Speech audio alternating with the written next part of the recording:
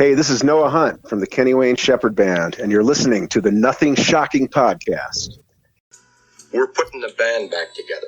The numbers all go to 11. I'm talking about bands that rock. Led Zeppelin. What about Sabbath? AC/DC. Motorhead. Does that mean it's louder? Is it any louder? Well, it's one louder, isn't it? We're not worthy. We're not worthy. Why don't you just make 10 louder and make 10 be the top number and make that a little louder? These go to 11. I get up off the ground and raise my head. Days like this, think I should be dead. One for Satan, two for me. Let's cheat the devil, it's fun, don't you? Welcome to the Nothing Shocking podcast. I'm your co-host, Jeff Untied, and with me in Dog Bowl Studios is Coach Nez. You can find the Nothing Shocking podcast on Libsyn or any podcatchers. You can find us on Facebook or follow us on Twitter at NoShockPod.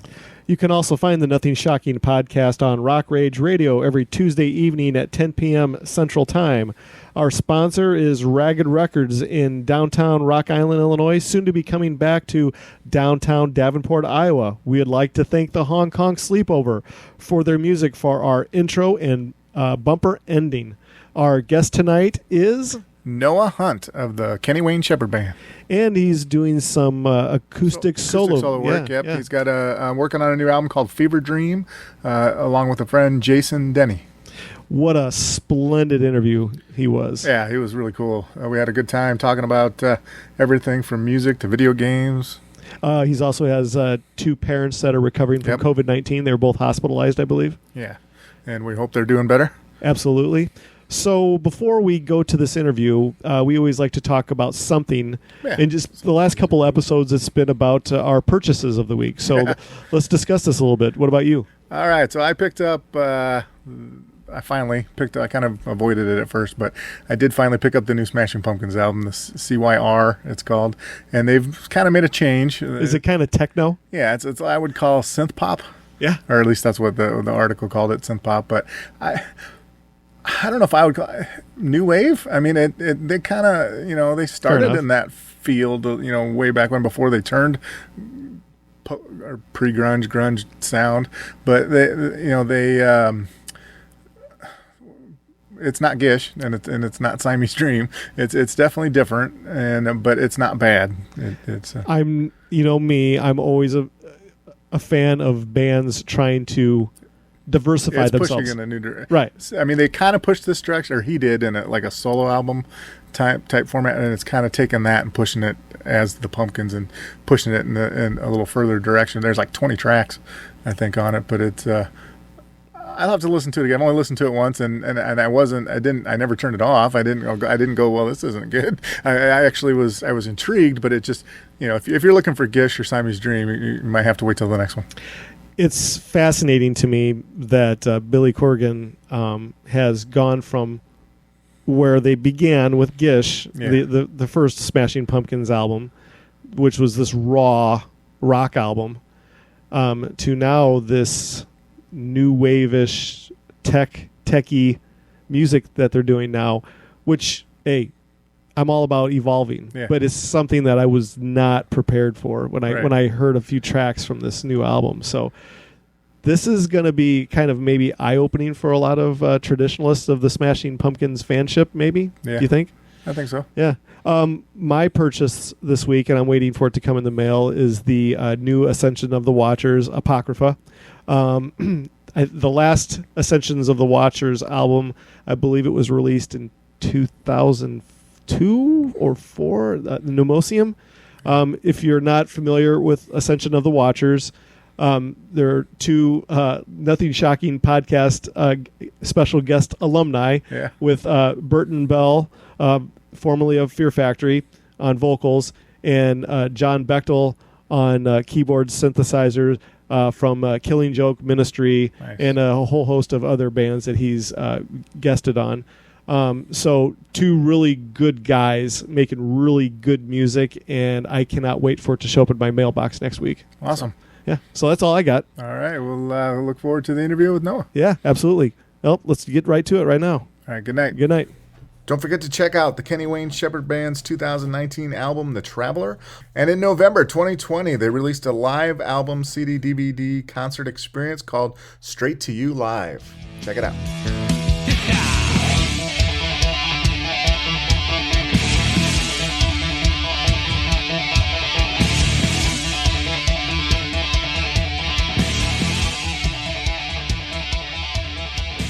Hey, Noah, welcome to the Nothing Shocking podcast. I'd like to introduce to you my co-host, Jeff Untied. Hi, Noah. Thanks for joining us tonight. Oh, it's my pleasure, guys. Really, thanks for having me. What's going on in Chicago? We are actually 2 hours west of Chicago on the Mississippi River between, we're in Rock Island, Illinois, Davenport, Iowa. You've been here a few times. So. Oh, sure. Yeah. So, well, fantastic. First of all, I would like to also have you send a thank you to Lily. She's been awesome corresponding with to do this interview. Yeah. She's been awesome. Yeah, she has to keep me organized. She has a lot going on, but she always handles it a lot better than I do. She's absolutely fantastic. So it's been a pleasure. Make sure you send that along to her too for us. I appreciate it. So yeah, great, man. All right, man. So you have been dealing with COVID-19 on a personal level with close family members. How are things going right now for you and your family? My mom and dad both had it. My dad had to end up going on a ventilator for a week and a half, and you have to be in an induced coma. Mom never did, but long story short, Dad is in a nursing home now, getting some rehabilitation. He came off the vent, and he's doing pretty good. My mom's home, and her oxygen's getting a lot better. So I think they're both going to make it, but it was pretty sketchy there. Absolutely. Yeah, absolutely. During the COVID-19 shutdown, can you tell our listeners about the acoustic album you have been working on? I had nothing else to do, so I had these acoustic kind of folky albums. I do these every 8 or 10 years with another guy who's actually from the Detroit area, Jason Dennie. Mm-hmm. So I kind of had a Jason Dennie album in the works, and I never really had time to finish it. So I obviously found the time to finish it, and told Jason about it. He was very excited. He didn't really even know it was coming. So neither did I, really. So that's that's something that has kept me kind of together, just working on that. And hopefully we can get that out before too long, because I know people are, really hungry for any kind of music from the people they enjoy listening to. So for sure, let's see what we can do. Yeah, absolutely. Go ahead, Jeff. Yeah, in 2009, I saw you did with Jason Dennie, All the Dark Things. You got a working title. Oh yeah. Do you have a working title for your new one? Yeah, this is called Fever Dream, and that was a song that I had before the outbreak, but I finished it during lockdown. So I don't know. It kind of ends the album, and it's a positive song, believe it or not. It has a kind of a negative title, but so I thought it was appropriate for the year we've had. Talk about downtime, and we've talked to many artists here the last couple months of creativity, how it's sparked creativity in their writing and recording. For you, has it been any different for you as far as being sparked interest in writing more or getting into the studio more? How's it worked out for you? Yeah, well, it's definitely sparked some writing. I really haven't felt like doing anything in the studio. I don't like the studio anyway, and it's a necessary evil as far as I'm concerned. But I'd rather be out there just doing it. And that's how Kenny is too. But I've been playing a lot in the house. I've been writing stuff. I've been, and on the other side, I've been writing some really heavy stuff, kind of like sludge, doom, stoner stuff. Very cool. Very cool. Yeah. I thought, geez, I'm insane. What am I doing? And my wife came downstairs and said, "What is that?" I said, "Don't worry about it." And she said, no. She said, "No, that's really good. It's really creative." And I said, "Okay, well, maybe it's not terrible. We'll see." Very cool. That kind of answers one of the questions I had. If you had experimented with any other kind of music besides the blues, which you're really good at. I need to have something else. I mean, I get my fill doing my main job. I get my fill of blues and Americana and classic rock, which I love and came up in. So when I'm not doing that, I usually try to do something else, even if it's just doing an acoustic folk thing or turning on the amps and tuning down and then playing some post rock or something. So Absolutely. I need to do that. I can't do I'll get burned out, Yeah. And I saw in 2019 I saw an Experience Hendrix tour. Is that something you can talk about? Oh yeah.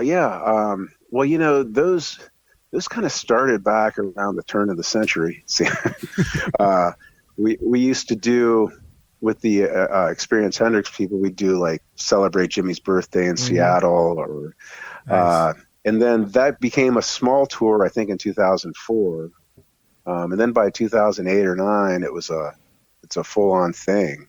Yeah, and Kenny and I did them all from the beginning.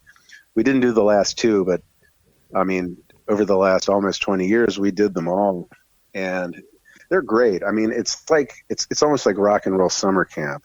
It's like, and everybody comes in. There's all these incredible players, and but everybody does check their ego at the door. Nice. And it's it's because we're all doing Hendrix. We're and Hendrix is better than all of us. No matter who you are, and so. And it's a really cool thing. I love that tour, and hopefully we can do some in the future. But it was a great thing. Oh, so cool. Yeah. I kind of want to bring this back to another COVID-19 question, if you don't mind. Sure. No problem. On the professional level, COVID has hurt the performing arts economically, substantially. Have you or Kenny Wayne Shepherd, have you guys participated in any of the stay-at-home shows where you're doing it online, or any of the social distancing stuff at a venue where people are in like maybe pods of 4, or groups of 4? Have you done anything like that? Yes, we have. Back in July, another guy that I play with, his name's Scotty Bratcher. He's kind of a young guitar player extraordinaire. And we did a hometown show where he lives in Hamilton, Ohio, which is not too far from where I am in Cincinnati. And it was in the pods, and it was a 3,000 seat thing, but there were only 800 people that we could allow in. And it went pretty well, actually. I did one of those, and then Kenny and I did, in our band, we did socially distance show in the middle of the summer. And then in the fall, I did another one with Scotty to help raise money for a charity that we have here in the Cincinnati area called Play It Forward, which benefits musicians who experience some kind of catastrophic loss or situation. Which, it's for people who make at least 50% of their income through music. They can apply to this and get aid. So we did that, and these were obviously all outside. They seemed to be okay. Everybody took the social distancing very seriously, and they were separated, so they seemed to have come off okay. And we were able to actually raise a little money for people. Excellent. But it's tough. It is. It's tough, Yeah. man. I mean, I kind of take this to the shows that are being played at home, the living room shows, where I know we have had Ricky Warwick on the podcast a few months ago, and he's doing the once a month. He's playing online and having his crowd pay $5 per ticket, or his fans, I should say, not his crowd. What are your thoughts on that? Is that, do you think that that's a good way to, outside of COVID-19, do you think that's going to be the way of the future for artists, not only to, when they go on the road and play live in a regular normal venue with a normal crowd, but then also to kind of supplement their income by also doing it, I guess, maybe from their living room. I think so, and I think people will, and I kind of hope they do. I mean, I think it's kind of a cool thing. I mean, it can't ever replace, obviously, the real experience, but yeah, I mean, we haven't really done that much yet, but as the wintertime comes, I've been looking into doing that. If not with Kenny, then with Scotty or Jason or by myself, just because, yeah, I mean. I think it can work even out of the pandemic times. I mean, I think it may run its course, but I think in the future, in the near future, we're going to see that. It's kind of more. It's kind of interesting that you say that too, because Ricky was stating that he was only going to focus on doing a show once a month, I believe, right, Jeff? It's oversaturated. Oversaturated, right. and he was worried. Yeah, and he was worried about even tickets being $5. Hey, am I charging people too much for me to get in front of a camera with an acoustic guitar? And it's very noble of him. You know what I mean? But yeah, I guess maybe the question would be your opinion on, what is, especially during these times, what is a ticket price? What did you feel that would be fair or maybe unfair? Or I guess it's such a foreign thing to me, or even name your own price. Yeah. Well, I mean, I think $5 is definitely okay. And I mean, I think maybe people might even pay 10. If it's. And I know that I know Joe, my friend Joe Bonamassa has done several at the Ryman down there in Nashville. And it's just been real professional, and it's all a nice mix and everything. So, I think you could do it like a pay-per-view, but you couldn't do it all the time, like you said. Mm-hmm. I mean, maybe if you do it once a month, you could charge $10, $20. Yeah, fair enough. Yeah, fair enough. I'm going to take this now totally away from COVID-19 because we beat that into the ground already. Everybody's tired of it. Yeah, let's get out of there.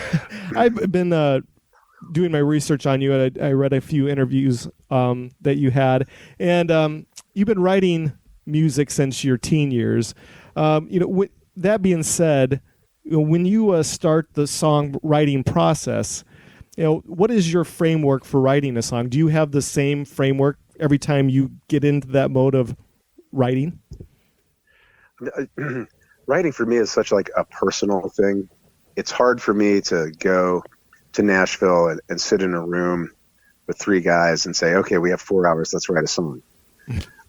Which I can do that, and I do that. But like when I really just want to write a song, I just kind of, sit down with the guitar, get some ideas going. Then I'll usually, go outside, take a walk with the dog, or go into the woods and something, and just, try to get my mind moving and just see what happens. I mean, all the great songs have really already been written, and that's not to say that people still don't write great songs and are still going to write great songs, because they are. Yeah. But if everybody stopped right now, we've already got enough. So it just has to be something that just comes from. It has to be a natural expression of how I'm feeling, or something that I want to emote. You have, and and that being said, doing that with other people, right? And you being the songwriter that you are, you have to have X amount of songs that you have written that are in your vault that you feel like maybe they weren't ready for it to come to. Or didn't fit with Kenny Wayne Shepherd. Right, or just not, it wasn't good enough yet. With that being said, how do you, or maybe is it a collaborative effort with you and Kenny Wayne Shepherd as far as what's good enough and what's not quite good enough yet? Does that make sense? Well, I'll come up with stuff. We'll come up with some stuff together. He'll come up with stuff he likes to write with other people in a room. That's how we've always done it. So he'll go do that, and then we'll have so much stuff every time we sit, every time we go to record, we're going to record 27 songs or something, sometimes. So, and then it's just like, how does it, we're just kind of wade through it all and just see which songs kind of fit together and maybe which ones don't. and there's no like real set way. It's just they have to kind of evolve as we record them, and then we see what we have. Do you have that moment, or that, I don't know, maybe 4, 5, 6 songs that you had written for the last album where you say, well, this is going to have to wait to the next album, and maybe as far as you and Kenny both go, or whoever you're working with, do you always have that notion of saying, okay, these songs are good enough, but it's going to have to wait until the next album is ready to be produced, or what have you? Yeah, I mean, we rarely throw anything away, but I mean, sometimes it's a nice problem to have. Sometimes we've got like more than enough good stuff, or great stuff as far as we're concerned. We're like, and then it's just kind of how it fits. Like I said, how it fits with how it fits with the other songs, and how people feel playing them live, and there's a lot of things that go into it. Absolutely. But, yeah.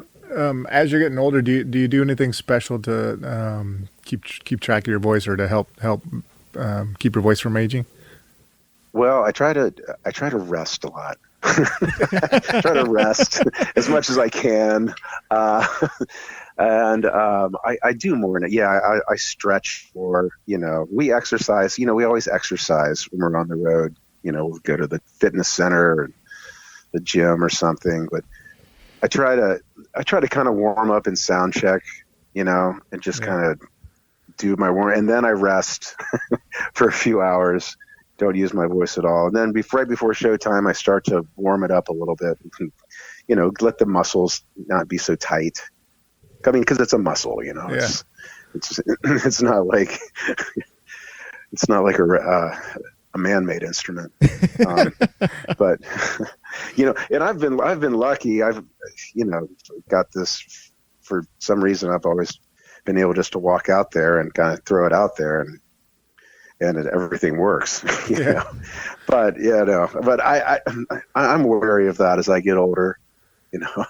I know some guys like baseball players, they can not do anything and play great in their 20s, and then they start to break down and look ridiculous at the end of their career. So I don't want to be that guy, It's funny that you say that, because years ago we had Derek Green of Sepultura on, and Sepultura is the most extreme metal band out there. Oh yeah. And Derek is a strict vegan, and I believe that if I can remember right from that interview, he really contributes his vocal prowess to his vegan diet. Is there anything that you ingest for yourself when it comes to singing, as far as to calm those vocal cords down? Is there anything that you do special? Yeah, I mean, my tour manager in Europe, he's a great singer too, and he's turned me on to all these great teas, and the Manuka honey and that sort of thing, and then my go-to thing on stage, I'll have like that Singer Saving Grace, the little bottle you spray on your vocal cords, and that if they're a little sore or they're not doing what you want, you can hit them with that, and I'll tell you what, it's like a little miracle thing sometimes. So that and stuff like licorice is good for it. I'll usually have a little dropper of licorice extract, but mostly it's just water, keep them hydrated. Yeah. And I don't smoke anymore, so which is always helpful. That helps. Yeah. This was not really a question that I had written out, but that kind of brings me up that your voice in song is very distinctive. It's very soulful. You always know when you hear a song, a Kenny Wade Shepherd song with you on vocals on it. It's very it's very noteworthy. You can tell right away. Has there ever been any type of secret behind keeping that voice being so consistent that you have throughout the years? I mean, you've been very consistent in your vocal range. Yeah, I mean, like I said, I don't really know where that comes from, and I just knock on wood. Yeah. You know, and that's why I'm maybe getting a little wary and superstitious as I get older. I'm like, it's still going strong, you know, but is it just going to stop? I don't know. So I don't think so. Yeah, I just try to just keep doing what I'm doing. You know, I know how it should feel, and you know, I get it checked out once a year.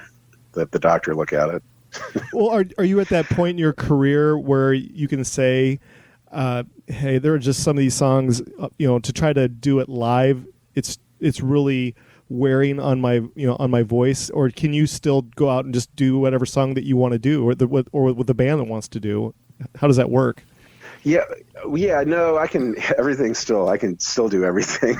That's I mean, awesome. you know, Yeah, it is. I jokingly, you know, I joke around and tell them that, you know, after I reach 60, we're gonna have to tune down half a step. You know, and they're like, "Nah, man, come on, man." I'm like, I'm just kidding, but yeah, no, I haven't had to tune down or anything like that. You know, when we're working in the studio, we usually try to make sure that we're going to be able to reproduce it live too. You know, sometimes we'll change a key or make it higher or lower or whatever. And like the first guy we worked with when I joined with Kenny was Jerry Harrison, the Talking Heads. He produced a lot of our albums, and he said, whatever key is right, we'll find it. He said, it just has to sound effortless, you know, when you do it. And so, you know, every once in a while, I'll try to reach for something and get it on a record. And the first few times I do it live, it's a challenge, but eventually if I do it long enough, I'll figure it out. Amazing. Yeah. I wish I could give you more of a definite understanding of it, but it just kind of happens. Yeah. Well, isn't that what Michael Jordan said? It just kind of happens. I don't know how I do it. I just do it. Yeah. Go ahead, Jeff. Yeah. Well, since I can't ask any current touring questions, just try to reminisce a little bit about maybe one of your favorite venues, or what's maybe just a memorable experience from a past tour. Oh man, where to begin? Yeah. I'll give you. Yeah, I mean, like the first tour I did with Kenny in '97, we recorded our record, and then we went right on tour with Lynyrd Skynyrd, and you know, and that was. I can tell. How about I tell you a story from the very first tour? Yeah, that'd be awesome. And okay, yeah. So we're out with Lynyrd Skynyrd, and it's a real whirlwind. You know, we're doing sheds. And we got to California, maybe we've been 2 weeks or something, and we really hadn't met all the guys in Skynyrd or anything, you know. But we knew some of the backup singers' daughters were out, and Ronnie Van Zant's daughter, Melody, was out. So we all went down. You know, in LA, we went to the Roxy and went out and had a nice time. And then the next day we get to the show in San Bernardino, and our crew says, "Hey man, the guys in Skinner want to kick your ass." And we were like, "What?" They're like, "Hey, they said those girls aren't even 18 yet." I said, "What?" I said, no, man, everybody had an ID. You know, it was fine. Yeah. Nothing, you know. And they said, "Well, just do the show and go into the dressing room. And then we're going to get you guys out of here." And I said, "No, man, this is crap. You know, this isn't true. This can't be true." You know? So we do the show, and even though, despite my doubts, we went right to the dressing room, and so we're in there, and we're sitting there, and there's someone kicks the door, and just as hard as they could, and we open the door, and in they come, all of them. The whole band, total stage gear, hats, scarves, fucking, you know, everything. They come in and they said, "Where is he?" I didn't know. And at the time, it just so happened that our bass player was back in the taking a shower, and we just pointed back there. And they all busted in on him, and he, you know, into the shower. and they all came out and they started hugging us and saying, "Ha ha, got you good, boys." We've been friends ever since. Oh, that's awesome. But yeah, it was scary at first. Well, We yeah. thought we were going to get stomped by Skynyrd, especially our naked bass player. Hey, that'd be He a great never name. forgave us for that. Great Yeah. name of a band, Stomped by Skynyrd. Yeah. Or the naked bass player. Or the naked bass player. There you go. He probably deserved a stomping. I don't know. All right, we got to get back to some more serious conversation here. No, so, that's awesome. you hold a undergrad degree in English, correct? Yeah, I have a BA in English literature. Oh, very cool. So that being said, has your songwriting, I guess your degree in English literature, has it helped your songwriting out, or on the flip side? It has. You know? I think so. Mhm. Yeah, it has. And it really has. It's just knowing how to write and reading a lot and studying all different kinds of literature and stuff. It gives you a lot to draw on. Mhm. Yeah, it definitely has, because it's like with that kind of degree, you either deliver pizza or become a rock star. There's not much in between, I guess. So, you cut trees or Become an arborist. cut trees, Yeah. smoke pot, yeah, or do those same things and get lucky and become a rock star. There you go. You have been known with your love of bands from the classic era of rock and roll. In the past, you've stated that in interviews before. Would you care to share on some of those bands that have influenced you as an artist? Do you have? Yeah, I mean, sure. I mean, and a lot of it's a lot of the people that influenced me I've actually gotten to know and toured with. I mean, I used to be a huge fan of Stevie Ray Vaughan when I was a teenager, and now his drummer's in my band, Right.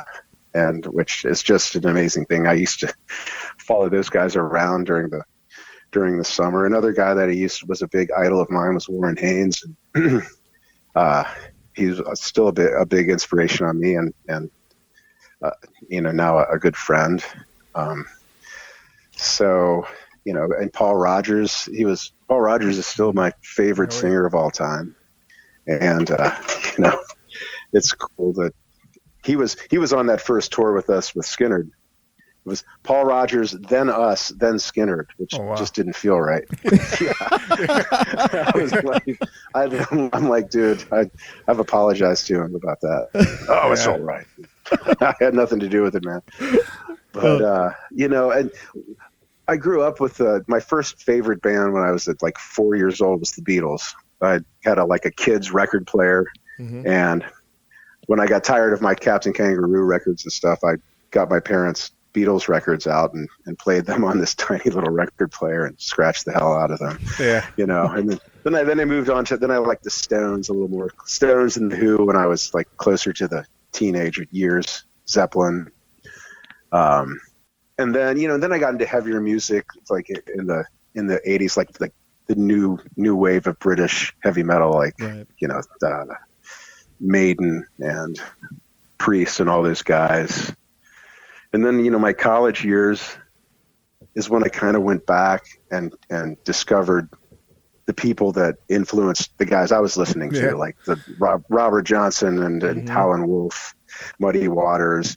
And that's when I really kind of immersed myself in the blues. That's kind of been my whole influences in a nutshell. Yeah. Okay, so here's a tough question. You spoke of the Beatles. Your favorite Beatles album, what is it and why? My favorite, I think Revolver. Yeah. I don't know why. I just love that one as a kid. I love the Taxman when it comes on and just the whole thing. And I really liked Help too. Really like that and Help. And those are still two of my favorites. You know, that being said, Revolver has always been my favorite Beatles album, and the reason being is because Eleanor Rigby. That's my all-time favorite Beatles song. But my dad and I, we go around in circles because my dad's this hardcore Beatle fan, and you know, he's a great rhythm guitar player. And he says Rubber Soul by far is the Beatles' best album, and so him and I, we go around in circles. Wow. Yeah. Well, that's the thing. It's like, yeah, you could. I guess there's really no wrong answers when it comes to them. That's why they're so amazing. They are. They really are. Jeff, go ahead. Yeah, I just wanted to throw it a little bit back before Kenny Wade Shepherd, just for listeners that might not be aware of your roots or how you got started. But I read about a band called Uncle Six. Uncle Six, yeah. Can you talk about that a little bit? Yeah, Uncle Six was the one that got me my first deal. There was a guy named Bill Skull here in the Cincinnati area who was at the time the biggest independent record promoter in the country. That was back when, you know, they still had these guys. That was back, you know, after the payola scandal and all that. But, you know, these guys would go around and get their records played on all the big stations. And he started a management company, and he saw me in a bar one night around here and signed me. Nice. And got me ended up getting like a spec deal on RCA to begin with, and yeah, we did. So Uncle Six was my vehicle for that, you know. And we would play. We would sometimes make it up to Chicago, from like Chicago to Nashville and everywhere in between, Cincinnati, you know, in that region. And yeah, it was a good time. But I was doing that spec deal on RCA when I met Kenny, and then. It was kind of not going anywhere at the time, so they let me out of it and let me go with him. Yeah. And here we are. No, that was a fair deal. Yeah. And a great choice. Yeah. Our A&R guys knew each other and stuff, and they were like, yeah, let him go. Oh, cool. Yeah. All right, I have one last question for you. And Sure. then I know we've probably taken enough of your time for the evening. So you've been known, and this is a curveball question, so hopefully I'm catching you off guard. All So right. you've been known to be a PC gamer, avid reader. Sure. Yeah. What game are you pleasantly participating in, and what book have you? What is your latest book that you've completed reading? Let's see. Well, I'm playing a couple of games. I'm playing a game called Ghosts of Tsushima, which is just fantastic. It's, playing that, and a game called Days Gone on my PS4, and playing the new Assassin's Creed on my PC. You're a Viking. It's really fun. And, yeah, I'm always reading 4 or 5 things. I just read this. What did I just read? I read American Gods by Neil Gaiman. Oh, cool. Which is there's a TV series about it, which I haven't seen, but I had never read the book, so I just read that, and I really enjoyed it. Are you one of those gamers that you can pretty much play any game? It doesn't matter of genre of game, or are you kind of picky like that? Well, I like RPGs and like military strategy games as I get older, I guess. Yeah. But I can play any genre. But yeah, I kind of gravitate towards the RPG, the open world kind of RPG, or, you know, commanding tanks around. Yeah. Now, are you still a fan of like the jumping in and doing it's an open world where you can just kind of run around freely, or do you still like some of the story mode type stuff? I'm, you know what, I end up playing more single player because I do like a story with it, and plus, you know, I travel a lot, so I can't. Games that you have to be online all the time, even to play single player, that really drive me nuts. Because you know, a lot of times I can't. I'm in the middle of Europe on some bus, you know. So yeah, so I like to have a story with it, you know. Like that game, The Witcher. That was one of my favorite games. Oh, cool. It had a great open world and all this great story. And yeah. Well, fantastic. I don't need, you know, I want to get away from the world. I don't want to play with a bunch of 14-year-old kids. They're going to kill me over and over again. Plus, they talk way too much shit on there. Oh, I know. I can't do it, man. I can't remember which game it was, but I got on right. Like I couldn't even last 30 seconds when I first got it, and my son was like, running around for 5-6 minutes and just killing everything inside. And I'm like, how do you do that? Yeah, I don't know. I don't know. Well, It's amazing. That's the last question of the night we had for you. But this is how it's all going to work out. Jeff is the editing wizard here, so we'll have this right. episode up and ready to be available for you and our audience in about 2 weeks. But before go ahead. Yeah, let us know. Let Lily know, and we'll link it up and put it up there, and tell people to check it out. Yeah, Awesome. absolutely. And what we'll do is, as soon as Jeff has it ready, I will send the link to Lily immediately. You'll be the first ones to get it. So that, but Cool, man. yeah. But before we let you go, is there anything that you would like to plug or promote that we forgot about, or we just didn't realize that you had other things going? Well, Kenny and I have this live record coming out called "Straight to You." Oh, okay. We recorded it in Germany last year, so that's going to be out here in December. And then whenever we get started again, we've already got another record in the can. We don't have a title for it, and we don't even know what exactly is going to be on it, but it's all recorded. So we're just Nice. we got the live out. So the KWS band fans, we've got the live album for them now, and whenever they let us out of the barn, we'll have a new record and a whole tour for you. So, Well, fantastic. We want to thank you again for your time. Once again, my pleasure, man. It's fun talking to you guys. I like you guys. Oh, thank you so much. And once you guys again, should come see us sometime. Oh yeah. Definitely. Well, Let us know when we get close. yeah. I'll hook you up. Oh, I know a few guys. well, fantastic. We'll actually. I'm going to hold you to that now.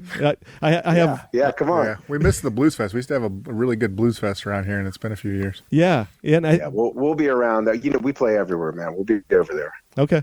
Well, then I'm holding you We'll be over to. there eventually. I'm going to hold you to that then. So you better watch it, because I know a couple years ago we had Chuck Garrick from Alice Cooper and Beasto Blanco, and he said, "Hey, hit me up. We'll be around in Chicago or whatever else." And man, as soon as we found out he was in Chicago, I was on talking to his manager right away, say, "Hey, he promised."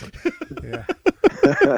I got you. Man. I appreciate it. So, Jeff and I, we want to thank you, thank Lily. Once again, it has been a pleasure meeting you and talking to you. And hopefully you've had enough fun that we can bother you again sometime in the future and have you back on the show again. Oh, absolutely, man. Yes, absolutely. All right, man. We appreciate your time. Thank you so much. Thank you. Take care, man. Thank you. Good night. Bye. Good night.